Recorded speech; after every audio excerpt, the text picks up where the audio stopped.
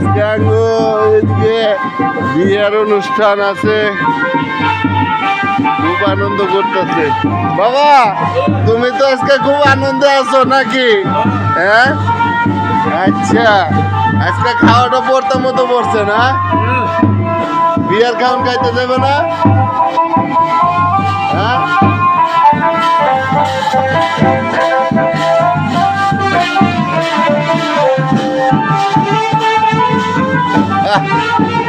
সকালবেলা মানুষের ঘুম আরাম।